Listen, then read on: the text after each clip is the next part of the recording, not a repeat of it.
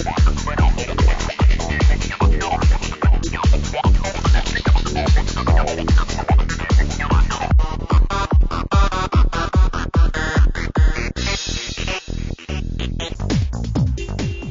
starring a new Kannada film, Nini Nini, directed by debutant Shiva Dwaj and produced by S. Baswa Reddy. Aishwarya Nag plays the female lead. We find her in Bengaluru. We talked to her about her experiences.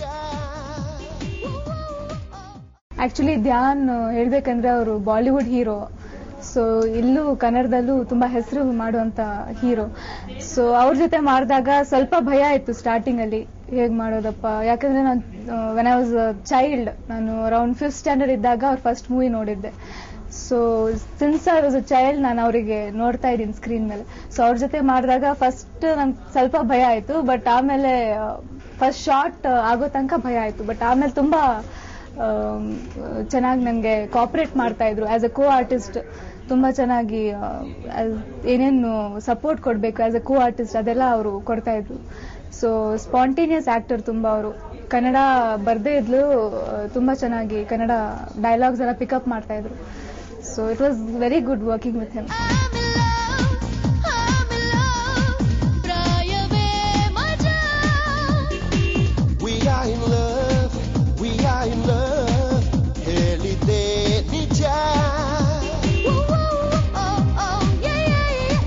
Goshal TV9 Bengaluru. Actually ನೀನೇ ಒಂದು romantic love story ಜೊತೆಗೆ family entertainment ಕೂಡ ಇದೆ ಇದರಲ್ಲಿ. So ಇದು ಒಂದು ಸಬ್ title ತರ ಕೊಟ್ಟಿದ್ದಾರೆ, ಪ್ರೀತಿಸೋರಿಗೆ, ಮದ್ವೆ ಆಗಿ ಪ್ರೀತಿಸೋರಿಗೆ ಮತ್ತೆ ಪ್ರೀತಿಸಿ ಮದ್ವೆ ಆಗೋರಿಗೆ ಅಂತ.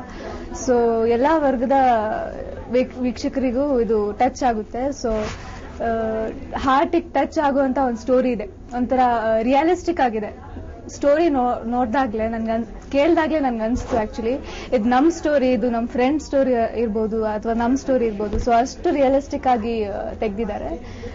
ಮತ್ತೆ ಶಿವದತ್ ಸರ್ ತುಂಬಾ ಚೆನ್ನಾಗಿ ಡೈರೆಕ್ಷನ್ ಮಾಡಿದ್ದಾರೆ. Although it's is first debut movie as a director. Actually ಈ ಯಂಗ್ಸ್ಟರ್ಸ್ಗೆಲ್ಲ ಒಂದು ಒಳ್ಳೆ ಮೆಸೇಜ್ ಇದೆ. ಕೆಲವು ಯಂಗ್ಸ್ಟರ್ಸ್ ಪ್ರೀತಿ ಅಂದ್ರೆ ಏನು, ಪ್ರೀತಿಸೋದಂದ್ರೆ ಏನು ಅಂತ ತಿಳ್ಕೊಂಡಿರ್ತಾರೆ, ಬಟ್ ಅದು ಆಫ್ಟರ್ ಎಫೆಕ್ಟ್ಸ್ ಏನು, ಪ್ರೀತಿಸಿ ಮದ್ವೆ ಆದ್ಮೇಲೆ ಏನೇನು ಚಾಲೆಂಜಸ್ ಫೇಸ್ ಮಾಡ್ಬೇಕವ್ರು, ಮತ್ತೆ ಆ ರಿಲೇಷನ್ ಹೇಗ್ ಗಟ್ಟಿಯಾಗಿ ಉಳಿಸ್ಕೋಬೇಕು ಅಂತ ಇದರಲ್ಲಿ ಒಂದು ಮೆಸೇಜ್ ಇದೆ ಯಂಗ್ಸ್ಟರ್ಸ್ಗೆ.